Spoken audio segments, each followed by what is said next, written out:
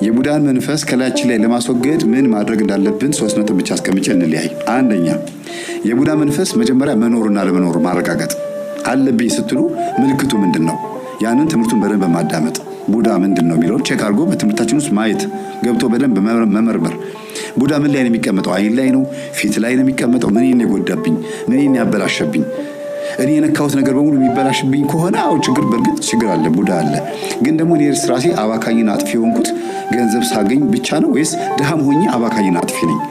ቼክ ማድረግ አሟጦ መጨረሻ እስከደርሱ ድረስ ድሃ መሆናችሁ እንኳን ራሱ አሁን አንዳንድ ሰው የሚበላው የሚጠጣው አጥቶ እንኳን ለአርቄ ሳንቲም አያጣም፣ ለሲጋራ ሳንቲም አያጣም።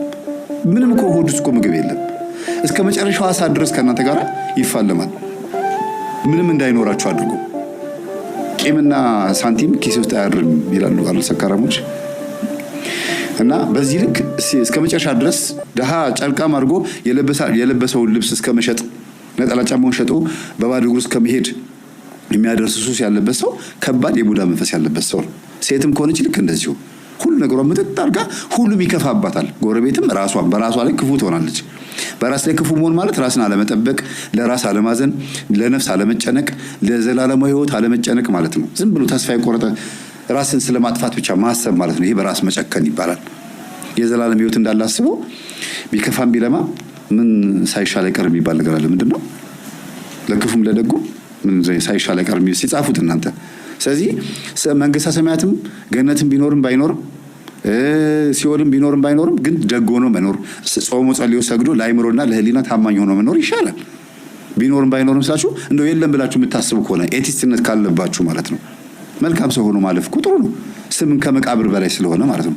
ተዝረክርኮ መሞት መረሳት ነው። መሞት በአጠቃላይ መረሳት ቢሆንም ግን ስም ከመቃብር በላይ ነው። አንዳንዴ እሱ እንኳን ሞተ የሚባል መሆን የለበትም። አረ ይሄን አርጎ እኮ አረፈ እንደው ትልቅ ነገር ሰርቶ አለፈ ይባላል። የዛሬ 20 ዓመት የተተከለ ችግኝ ነው ዛሬ ዛፍ ሆኖ ለኛ መጠለያ ሆኖ።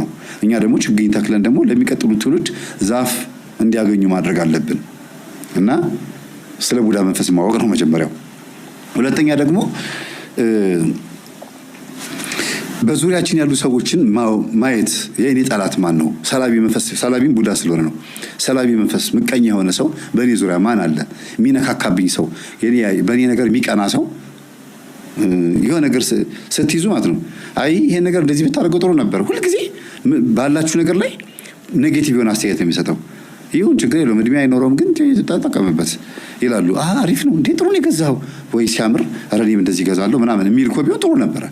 አንዳንዴ ጥሩ ቅናት ነው እኔም እገዛለሁ ማለት። ግን ያደረጋችሁት ነገር በሙሉ አይጥመውም። ሁሌ ባደረጋችሁት ነገር ላይ ኦፖዝ የሆነ